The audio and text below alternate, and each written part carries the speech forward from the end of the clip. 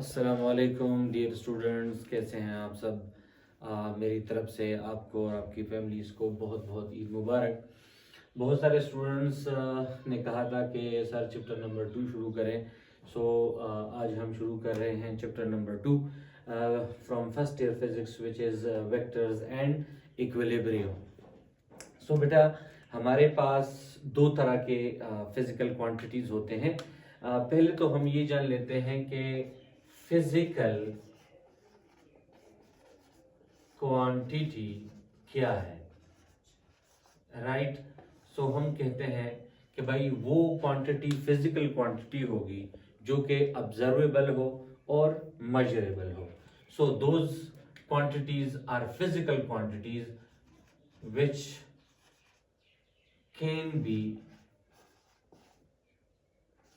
observed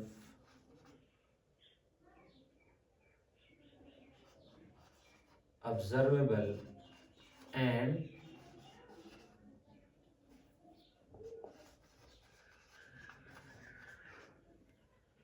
measurable, right. अच्छा, अब हम इस फिजिकल क्वांटिटी, ये फिजिकल क्वांटिटी जो है ये हमारे पास दो तरह की होती हैं। नंबर 1 हमारे पास है स्केलर फिजिकल क्वांटिटी। देखिए बेटा, स्केलर फिजिकल क्वांटिटीज वो क्वांटिटीज हैं जिनको स्पेसिफाइड करने के लिए, कंप्लीटली डिस्क्राइब करने के लिए हमें सिर्फ इनकी मैग्नीट्यूड चाहिए होती है। Means those physical quantities which can be completely specified only by its magnitude. तो डिफाइन यूं करते हैं कि those physical quantities which can be completely specified only by its magnitude, only by its magnitude, right। अब ये magnitude हमारे पास क्या है? So magnitude is what? Number plus proper unit. तो देखिए बेटा, इसको समझने के लिए मैं आपको एक एग्जांपल दे देता हूं कि फॉर एग्जांपल अगर आपसे कोई कहे कि आप दुकानदार से 2 kg चीनी ले आए, ब्रिंग 2 kg ऑफ शुगर। सो आप ये नहीं पूछेंगे कि मैं किस तरफ जाऊं, ऐसे जाऊं या इस तरफ जाऊं। बस आपने मैग्नीट्यूड को सुना कि 2 kg चीनी ले आनी है। सो इसको समझने के लिए सिर्फ ये मैग्नीट्यूड काफी होता है, डायरेक्शन की कोई जरूरत नहीं होती। अब अगर हम वेक्टर्स को, स्केलर्स को डील कर रहे हैं तो स्केलर के लिए कोई खास अलजेब्रा नहीं है। इसको हम सिंपल मैथमेटिकल रूल्स के साथ कैलकुलेट कर सकते हैं। अगर हम वेक्टर्स को ऐड करना चाहें, स्केलर्स को, अगर हम स्केलर्स को ऐड करना चाहें, सब्ट्रैक्ट करना चाहें, मल्टीप्लाई करना चाहें या डिवाइड करना चाहें, तो सिंपल मैथमेटिकल रूल के जरिए हम इसे कैलकुलेट कर सकते हैं। फॉर एग्जांपल अगर आपसे कोई कहे कि 2 kg प्लस 2 kg, अगर मास की बात की जाए तो हम क्या कहेंगे? 4 kg। अगर सब्ट्रैक्ट करना हो 4 kg माइनस 2 kg, तो हमारे पास 2 kg। तो सिंपल मैथमेटिकल रूल के जरिए हम इसको क्या कर सकते हैं? कैलकुलेट कर सकते हैं। कोई खास मैथमेटिकल रूल इसके लिए जरूरी नहीं है। एक और बात कि हमारे पास स्केलर जो है, ये इसका रैंक जो होता है, रैंक वो 0 होता है। बहुत सारे क्वांटिटीज ऐसी हैं जिसको इस डिफिनीशन के जरिए हम डिवाइड नहीं कर सकते, जान नहीं सकते कि ये इस डिफिनीशन को फॉलो करे और वो स्केलर हो। तो डिफिनीशन को खैर हम वो वेक्टर में समझ लेंगे, लेकिन ये हमारे पास ये रैंक 0 है। अब ये लोअर क्लास में तो खैर इसकी जरूरत नहीं होती, बस इसी से हम काम चला लेते हैं कि भाई वो क्वांटिटीज जो सिर्फ और सिर्फ उसके मैग्नीट्यूड से स्पेसिफाई हो तो उसको हम क्या कहते हैं, स्केलर फिजिकल क्वांटिटीज। अगर मैं एग्जांपल्स लूं स्केलर फिजिकल क्वांटिटीज के, सो हमारे पास एग्जांपल में मैं ये कहूंगा, let suppose mass, time, distance, right, etcetera etcetera. अगर आपको कोई कहे कि भाई टाइम बताना है तो आप 5 o'clock कहेंगे, लेकिन ये नहीं कि आसमान की तरफ, राइट की तरफ, लेफ्ट की तरफ। इसके लिए समझने के लिए ओनली एंड ओनली क्या चाहिए होता है, वो होता है मैग्नीट्यूड। इसके बरक्स जो दूसरी हमारे पास फिजिकल क्वांटिटी है वो हमारे पास क्या है, वो है vector physical quantity. So vector physical quantity वो क्वांटिटी है जिसको स्पेसिफाई करने के लिए not only magnitude but also direction is required. So मैं इस तरह डिफाइन कर सकता हूं that those physical quantities which can be completely specified by its magnitude as well as direction. कि डायरेक्शन की भी जरूरत होगी। सो मैं इस तरह भी लिख सकता हूं कि अगर हम एक वेक्टर को लिखना चाहें, स्पेसिफाई करना चाहें, तो हमें मैग्नीट्यूड प्लस क्या चाहिए होगा, डायरेक्शन। अब अगर हम वेक्टर की रैंक को देख लें, सो वेक्टर का रैंक हमारे पास क्या है, वो है 1, जिसका डायरेक्शन एक डायरेक्शन हो। अब अगर हम ये टेंसर की फॉर्म में देखना चाहें तो ये हमारे पास 0 रैंक्स टेंसर है, ये 1 रैंक टेंसर है। अगर किसी ये रैंक ऊपर चला जाए तो ये हमें डायरेक्शन शो करता है कि भाई ये, अब अगर हम मोस्टली अगर हम टेंसर की बात करें तो टेंसर मल्टी डायरेक्शनल क्वांटिटी जो होती है। अच्छा, अब वेक्टर्स जो हैं वो क्वांटिटीज हैं जिसको स्पेसिफाई करने के लिए, कंप्लीटली डिस्क्राइब करने के लिए हमें मैग्नीट्यूड नहीं बल्कि डायरेक्शन भी चाहिए होता है। अब देखें, फॉर एग्जांपल अगर आपको मैं एक एग्जांपल दूं कि भाई आपने फलाना स्टूडेंट्स को जो है धक्का देना है, धक्का कितना, फोर्स की बात हो रही है, राइट। सो मैं कहूंगा कि भाई आपने 10 न्यूटन का जो है उस पर फोर्स लगाना है। तो अगर आप एक डायरेक्शन में फोर्स लगाएं तो मैं आपको ये कहूंगा कि भाई नहीं, मैंने तो इस तरफ नहीं कहा था, मैंने उस तरफ कहा था कि भाई आपने फोर्स उस तरफ लगानी है। तो इसमें डायरेक्शन चाहिए होगा कि भाई किस डायरेक्शन में फोर्स लगानी है।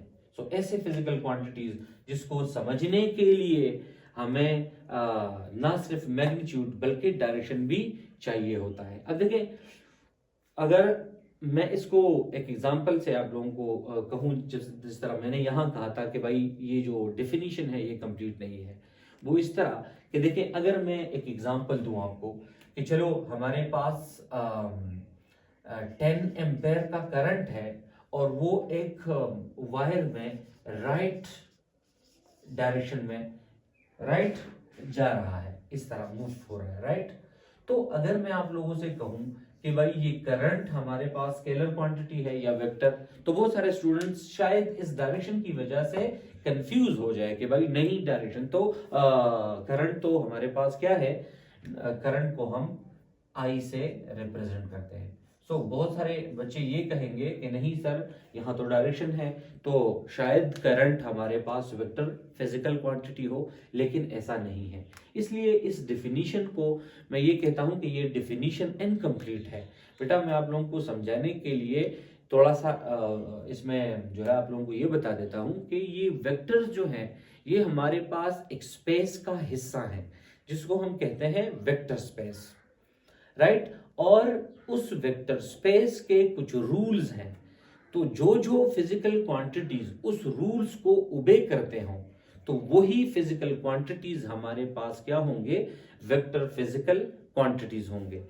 फॉर एग्जांपल मैं ये कहूं कि हमारे पास एक स्पेस है जिसको हम क्या कहते हैं, vector space, right. Quantum mechanics में एक हल्बर्ट स्पेस भी है। तो यहां पर वेक्टर स्पेस, अब इसके कुछ रूल्स हैं, इसके कुछ क्या हैं, रूल्स हैं। और उसमें जो सबसे ज्यादा इंपॉर्टेंट है या जिसको हम जानते हैं वो क्या है, commutation law of what, of addition. तो अगर हम करंट की बात करें तो वो कम्यूटेटिव लॉ ऑफ एडिशन को ओबे नहीं करता। दैट्स वाई ये जो करंट है ये हमारे पास स्केलर फिजिकल क्वांटिटी है, वेक्टर फिजिकल क्वांटिटी नहीं है। और ऐसे बहुत सारे हैं जिसको आप यहां से अगर आप देख लें कि वो vector law sorry commutative law of addition को ओबे करते हैं या नहीं। अगर करते हैं तो वो वेक्टर्स होंगे, और उस फिर ये जो डेफिनेशन हमने यहाँ लिखी है ये जरूरियात भी उसके लिए चाहिए होगी। हमने ये देख लिया कि भाई वेक्टर फिजिकल क्वांटिटीज हमारे पास वो फिजिकल क्वांटिटीज हैं जिसको समझने के लिए हमारे पास मैग्नीट्यूड और डायरेक्शन का होना लाजमी है। और फिर ये भी कि वेक्टर एक ऐसे स्पेस का हिस्सा है कि जिसके लिए कुछ खास रूल्स हैं, तो जो जो फिजिकल क्वांटिटीज उस रूल्स को ओबे करेंगे वही फिजिकल क्वांटिटीज हमारे पास की कौन सी क्वांटिटीज होंगी, वेक्टर फिजिकल क्वांटिटीज होंगी, राइट। तो फॉर एग्जांपल अगर हम कहें कि भाई ये एक दो तरह के लोग हैं, फॉर एग्जांपल कुछ ऐसे हैं भाई, एक घर है जिसके सरबराह की बड़ी बड़ी मूंछें हैं, तो शायद उसके बच्चों की भी बड़ी बड़ी मूंछें होंगी। तो अगर उसने एक रूल्स सेट किया है कि भाई मेरे घर में जो भी रहेगा उसके बड़े बड़े मूंछ होंगे, तो जिसके बड़े बड़े मूंछ होंगे हम अंदाजा लगाएंगे कि भाई ये इस घर का हिस्सा है, जिसके नहीं होंगे हम कैसे कहेंगे कि भाई ये इस घर का हिस्सा है। तो इसी तरह ये जो रूल्स हैं, अगर कुछ फिजिकल क्वांटिटीज इस रूल्स को ओबे करेंगे तो हम कहेंगे कि भाई हाँ ये फिजिकल क्वांटिटी वेक्टर है। अगर ये रूल्स वो ओबे नहीं करेंगे तो हम ये नहीं कह सकते कि ये हमारे पास क्या है, ये हमारे पास वेक्टर फिजिकल क्वांटिटी है। अब अगर मैं एग्जाम्पल लिखूं इसका कि वेक्टर्स के एग्जाम्पल क्या हैं, तो एक मैंने ऊपर लिखा है फोर्स, राइट, डिस्प्लेसमेंट, इसी तरह हमारे पास मोमेंटम एक्सेट्रा, यहां पर भी एक्सेट्रा। ये जो है ये एग्जांपल्स हैं हमारे पास किस चीज के, वेक्टर्स के। अब देखिए वेक्टर्स के पास डायरेक्शन है, तो हम इसको सिंपल मैथमेटिकल रूल्स के जरिए हल नहीं कर सकते, इसको कैलकुलेट नहीं किया जा सकता, किसके जरिए, सिंपल मैथमेटिकल रूल के जरिए, बल्कि इसके लिए हम एक स्पेसिफिक टाइप का अलजेब्रा पढ़ेंगे जिसको हम क्या कहते हैं, वेक्टर अलजेब्रा। और उसी वेक्टर अलजेब्रे को यूज करते हुए हम वेक्टर्स की कैलकुलेशन करते हैं, चाहे उसको ऐड करना हो, सब्ट्रैक्ट करना हो, मल्टीप्लाई करना हो, और डिवीजन जो है वो पॉसिबल नहीं है। एनी हाउ अब हम फर्दर जाते हैं। अगर आप लिखना चाहें तो आप स्क्रीनशॉट ले लें और पास करके स्क्रीनशॉट ले सकते हैं। अब हम आगे जाते हैं।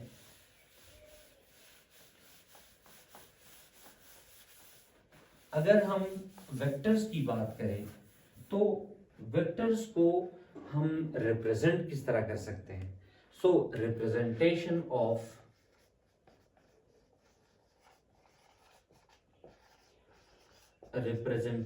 Of vectors. वेक्टर्स को हम दो तरह से रिप्रेजेंट कर सकते हैं। नंबर वन जो है वो है सिंबॉलिक रिप्रेजेंटेशन। सिंबॉलिक रिप्रेजेंटेशन, तो बेटा वेक्टर्स को हम एक सिंबल से रिप्रेजेंट करेंगे, लेकिन उसके ऊपर या नीचे या साइड पर एक एरो जरूर होना चाहिए। We can represent a vector symbolically by an alphabet by an alphabet which must be arrow headed या आर बोल्ड फेस। तो जो हमारे बुक्स हैं पाकिस्तान के, उसमें हम अगर कोई वेक्टर्स को रिप्रेजेंट करें तो हम उसके ऊपर एरो जरूर लगाते हैं। ये बोल्ड फेस जो है ये मोस्टली फॉरेनर्स के बुक्स में होता है। अगर हम देख लें तो मैं ये हमारे पास वेक्टर्स की निशानी होगी, या अगर मैं इस तरह लिख लूं तो ये भी वेक्टर है, या अगर इस तरह बोल्ड फेस हम लिख लें तो ये इस तरह भी हम वेक्टर्स को रिप्रेजेंट कर सकते हैं, राइट। अब दूसरा जो हमारे पास रिप्रेजेंटेशन है नंबर 2, वो है graphical representation. Graphical representation. So graphically we can represent a vector by an arrow, right? अब ये जो arrow है, right? तो इसका ये head हमें क्या देगा? So it will shows us the direction of the vector. ये हमें वेक्टर के डायरेक्शन में बताएगा। और ये जो लेंथ ऑफ दिस एरो है ये हमें क्या देगा? Magnitude of a vector. Magnitude of a vector. So magnitude of vector. So graphically we can represent a vector by an arrow. अब देखें, अगर हम एक वेक्टर्स को ड्रा करना चाहें तो हमें दो चीजों की जरूरत होगी। पहली, हमें ग्राफ चाहिए होगा, दूसरा जो है वो हमें प्रॉपर स्केल चाहिए होता है। अब देखिए, मैं आप लोगों को समझाता हूं कि किस तरह हमें इन दो चीजों की जरूरत होती है। So let me wind this thing of. मैं इसको मिटा देता हूं। दबा लड़ा, बिल्कुल लड़ा। सो देखिए, एक वेक्टर को रिप्रेजेंट करने के लिए हमें दो चीजों की जरूरत होगी। एक होगा ग्राफ, और जो दूसरी चीज होगी वो हमारे पास कौन सी होगी? वो होगी प्रॉपर स्केल, राइट। सो ग्राफ हम कौन सा यूज करते हैं? हम कहते हैं कि भाई हमारे पास कार्टेशियन कोऑर्डिनेट सिस्टम है, right, which is two mutually perpendicular lines which overlap at a single point. For example, मैं ये कहूँ कि हमारे पास ये टू डायमेंशनल सिस्टम है, तो ये टू म्यूचुअली परपेंडिकुलर लाइंस हैं जो कि ओवरलैप हो रही हैं इस पॉइंट पर। तो ये हमारे पास लेट सपोज एक्स डायरेक्शन और ये हमारे पास वाई डायरेक्शन। या हम ये भी कह सकते हैं कि in three dimensions we have three mutually perpendicular lines which they are overlapping at a single point, और इन सब के दरमियान कितना एंगल होगा? 90 डिग्री। कितना? 90 डिग्री म्यूचुअली परपेंडिकुलर्स होंगे। तो दे आर ओवरलैपिंग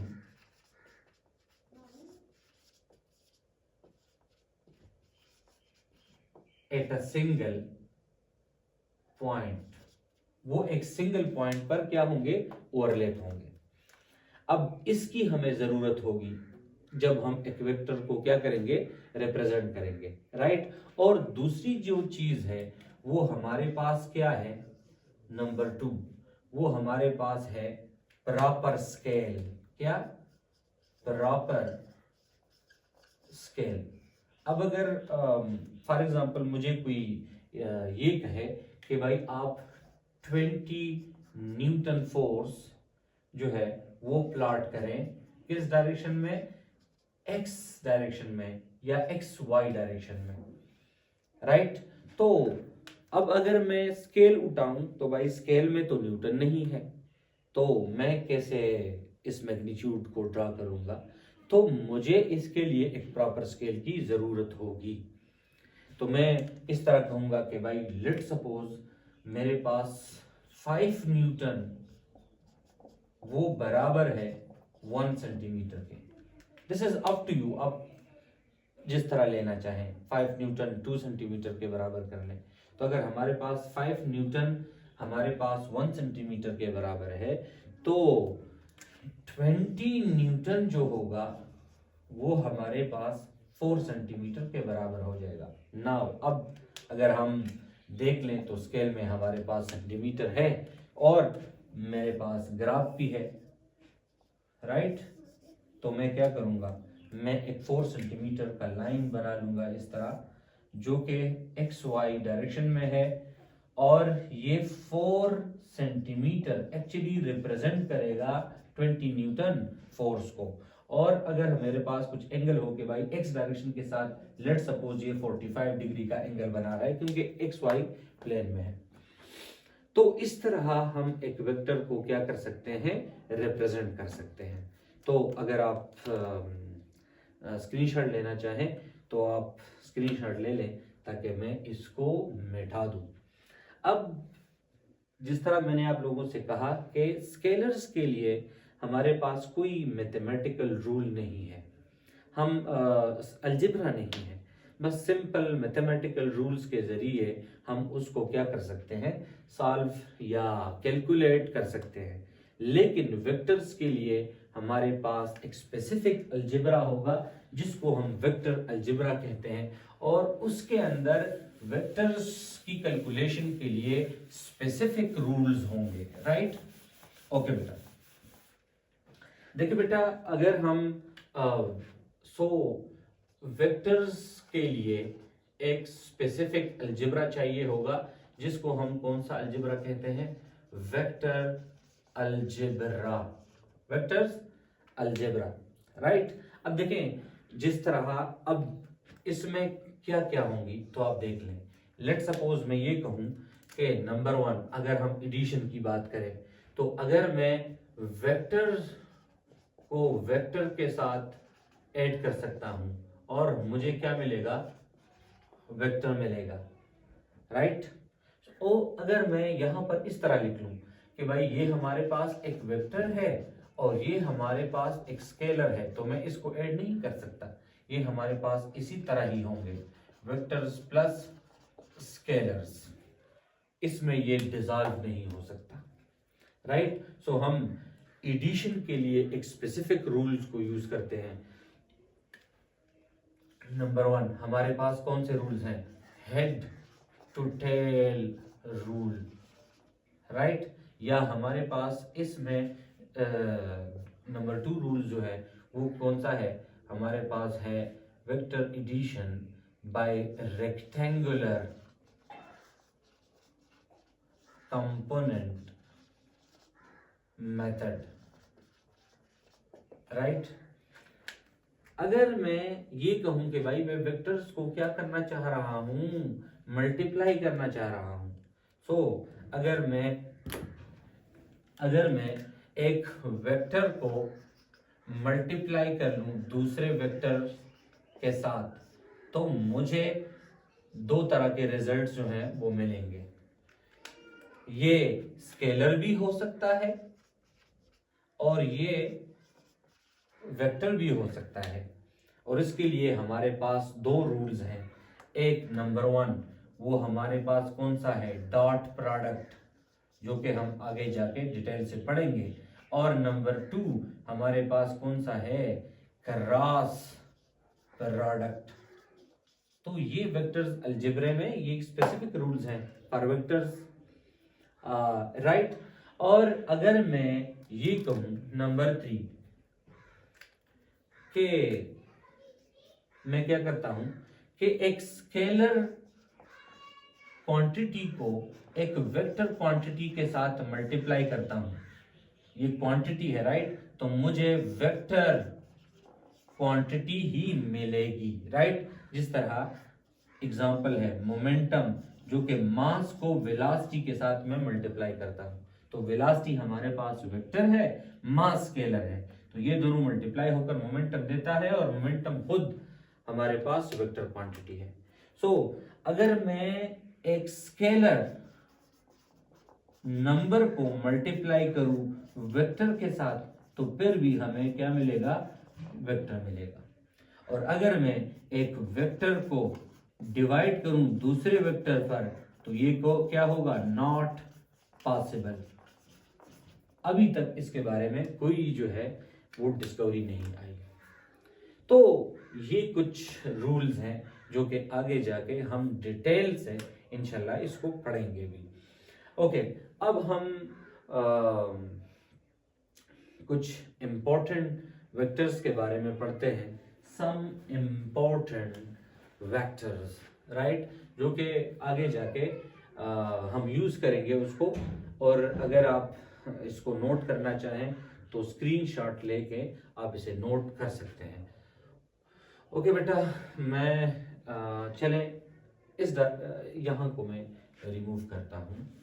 सो अब हमारे पास आ जाते हैं भाई कुछ इम्पोर्टेंट वेक्टर्स। सो some important vectors, some important vectors, okay। Marker कहाँ चला गया, यहाँ पर एक मार्कर रखा था, चलो खैर कोई बात नहीं। Okay, so some important vector, तो नंबर 1 वो है हमारे पास parallel vectors. Parallel vectors, so two vectors are parallel when the angle between the two vectors is what, 0 degree। so दो वेक्टर्स हमारे पास तब पैरेलल वेक्टर्स होते हैं जब उनके बीच का एंगल कितना हो। Let's suppose this is a vector, this is b vector, so the angle between the two vectors is how much, 0 degree। so vectors are parallel when the angle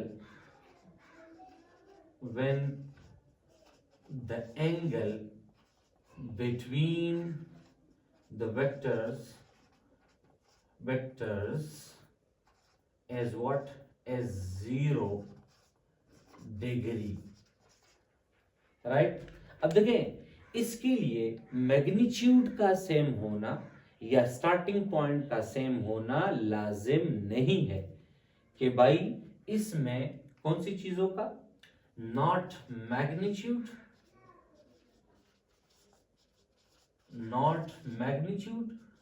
not what, sorry, starting point चिदा खामखा यो शांतियो खामखा बदेयो ज़हन से की start की दाला ज़मीन था। सो हम ये इस दोनों को नहीं देखते कि भाई इसका स्टार्टिंग पॉइंट सेम है या इसका मैग्नीट्यूड सेम है, नहीं, मैग्नीट्यूड डिफरेंट हो, स्टार्टिंग पॉइंट डिफरेंट हो, लेकिन जब दो वेक्टर्स के बीच का एंगल कितना होगा, 0 डिग्री होगा, तो वो हमारे पास कौन से वेक्टर्स होंगे, parallel vectors. Okay, number two हमारे पास क्या है, वो है हमारे पास anti parallel vectors. So anti-parallel vectors are those vectors when the angle between the two vectors is how much, 180 degree, when they are in opposite direction। So अगर एक वेक्टर हमारे पास इस डायरेक्शन में है, let's suppose this is A vector and this is what, this is B vector, so the angle between these two vectors is how much, is 180 degree.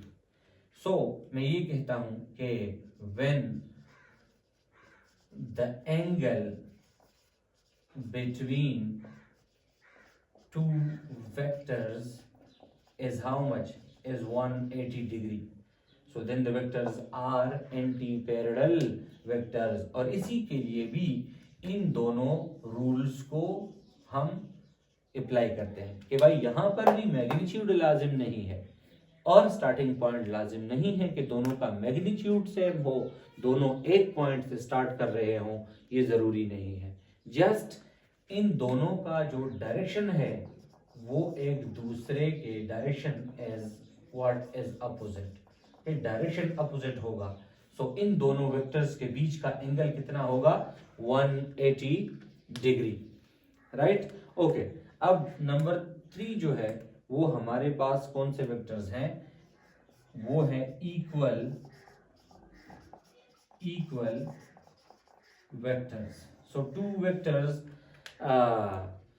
can be equal if they have same magnitude and same direction. अगर दोनों के क्या हो, same magnitude हो, magnitude same हो और plus direction हमारे पास भी सेम हो, तो उन दो वेक्टर्स को हम कौन से वेक्टर्स कहेंगे, हम इक्वल वेक्टर्स कहेंगे कि भाई इसका स्टार्टिंग पॉइंट भी सेम होगा और इसका मैग्नीट्यूड भी सेम होगा। सो ये let suppose A and this is B. So अगर ये प्लस ए है तो ये दूसरा प्लस बी होगा, अगर ये माइनस ए है तो दूसरा भी माइनस बी होगा। So it is totally up to you, अगर डायरेक्शन आर्बिट्ररी है, राइट। ओके, सो ये हमारे पास इक्वल वेक्टर्स होंगे जब उनका मैग्नीट्यूड और डायरेक्शन दोनों क्या होंगे, सेम होंगे, then that vectors are said to be equal vectors. Okay, अब हम एक और वेक्टर्स के बारे में पढ़ते हैं जो कि हमारे पास कौन सा वेक्टर है, हमारे पास वेक्टर है कौन सा, नेगेटिव वेक्टर, नेगेटिव वेक्टर, कौन सा, negative vectors. So those vectors are said to be negative if they have same magnitude but opposite n direction. So two vectors are said to be negative if they have same magnitude but what, opposite n direction, but opposite direction. अब देखें यहां पर हमने anti parallel में देखा कि भाई उसके दरमियान एंगल कितना होगा, 180, और उसके डायरेक्शन जो है वो ऑपोजिट होंगे। तो राइट, अगर मैं एक वेक्टर को इस तरह लिखूं कि दिस इज ए वेक्टर और ये हमारे पास एक दूसरा वेक्टर है दिस इज बी वेक्टर, तो ये एंटी पैरेलल तो हैं क्योंकि इनके दरमियान एंगल कितना है, 180, डायरेक्शन अपोजिट है। लेकिन ये नेगेटिव वेक्टर्स इसलिए हैं क्योंकि इन दोनों का मैग्नीट्यूड जो है वो सेम है। एंटी पैरेलल के केस में हमारे पास मैग्नीट्यूड सेम होना लाजिम नहीं है, राइट। तो डायरेक्शन आर्बिट्ररी है। फॉर एग्जांपल अगर मैं ए को प्लस ले लूं so minus will be what, B, और अगर मैं बी को प्लस ले लूं तो मेरे पास ए कौन सा होगा, नेगेटिव होगा। So direction is arbitrary and it's totally up to you. आपकी मर्जी है कि आप कौन से वाले को नेगेटिव और कौन से वाले को पॉजिटिव लेते हैं, right. Okay, so number, this is number 4. Okay, number 5 is what, null vector और zero vector. Null vector or zero vector, right? So which has zero magnitude and the direction of null vector is arbitrary, right? So हम इसको define यूं कर सकते हैं कि which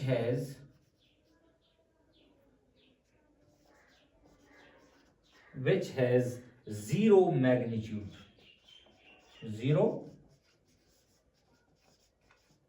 magnitude and direction is what, is arbitrary, direction कोई खास नहीं होगा। सो अगर मैं इसको सिंबॉलिकली रिप्रेजेंट करता हूं, right. So symbolically null vector is represented by O and which must be arrow headed। अगर मैं सिर्फ जीरो लगा लूं तो मुझे पता नहीं होगा कि भाई O लगा लूं तो मुझे ये पता नहीं होगा कि भाई ये वेक्टर है या स्केलर है। सो अगर हम ग्राफिकल की बात करें तो एक पॉइंट से हम इसको रिप्रेजेंट करते हैं, राइट। अब देखिए इसकी क्या जरूरत है, किसी एक वेक्टर का मैग्नीट्यूड जीरो होगा तो फिर उसको हम क्यों लिखते हैं, ऐसा नहीं है। अगर हमारे पास दो वेक्टर्स को हम ऐड कर लें या सब्ट्रैक्ट कर लें और उसी से जीरो आ जाए तो फिर वो तो होगा, तो हम उसको फिर क्या कहते हैं, जीरो या नल वेक्टर के नाम से जानते हैं। सो देखें हमारे पास फॉर एग्जांपल मैं इसको यूं आप लोगों के सामने लिख देता हूं कि sum of two vectors, right, which are negative vectors of each other is equal to null vector। तो मैं इस तरह लिख देता हूं कि भाई ये हमारे पास a plus b is equals to what, zero या नल वेक्टर। सो मैं क्या कर सकता हूं कि sum of two vectors which are negative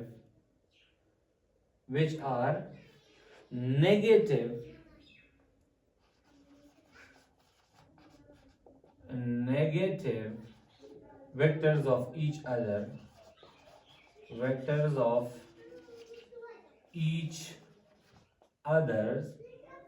is equal to a null vector or zero vector। Okay right. अब ये हमारे पास दो ऐसे वेक्टर्स के सम का मैग्नीट्यूड है जो कि एक दूसरे के क्या है, जीरो वेक्टर्स है। फॉर एग्जांपल मैं इस तरह भी लिख सकता हूं कि अगर मैं a को b के साथ ऐड कर लूं फिर उसका मैग्नीट्यूड ले लूं तो वो हमारे पास जीरो आ सकता है, और इसको हम क्या कह सकते हैं कि magnitude of sum of two vectors which are negative vectors of each other is what is a null vector। so अगर a वेक्टर b का नेगेटिव वेक्टर हो, नेगेटिव में मैग्नीट्यूड लाजमन क्या होगा, वो सेम होगा। अगर मैं एक वेक्टर का इस तरह एक वेक्टर का मैग्नीट्यूड ले लूं तो वो जीरो के बराबर नहीं हो सकता। अगर मैं b का मैग्नीट्यूड ले लूं तो वो जीरो के बराबर नहीं हो सकता। और अब अगर मैं इन मैग्नीट्यूड्स को ऐड कर लूं तो वो मेरे पास जीरो के बराबर नहीं होगा। तो मैं इसको इस तरह लिख सकता हूं that sum of what, sum of magnitudes of A and B which are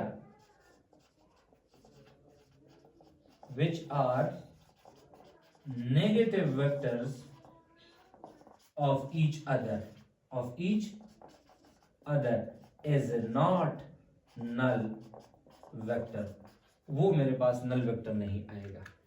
तो दोनों के सम का मैग्नीट्यूड अगर हम लें तो वो जीरो के बराबर आ सकता है, लेकिन अगर हम मैग्नीट्यूड्स का सम लें तो वो जीरो के बराबर नहीं आ सकता। एंड रिमेंबर बेटा, मैग्नीट्यूड जो है, magnitude, right, magnitude is always positive and scalar. ये हमारे पास क्या होगा, स्केलर होगा, राइट।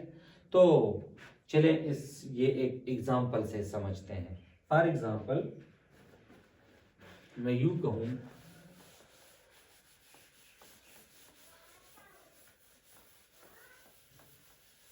कि लेट सपोज हमारे पास एक वेक्टर है a और वो क्या है 10 मीटर ईस्ट, 10 मीटर ईस्ट, और दूसरा वेक्टर जो है वो है 10 मीटर वेस्ट, राइट।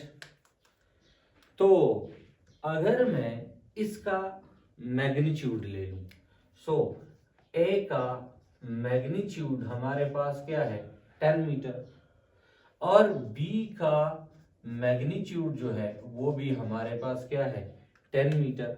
अब अगर मैं इन दोनों को ऐड कर लूं, ए प्लस बी, तो वो हमारे पास कितना आ जाएगा 20 मीटर। तो ये सम ऑफ मैग्नीट्यूड है जो कि 0 के बराबर नहीं होगा।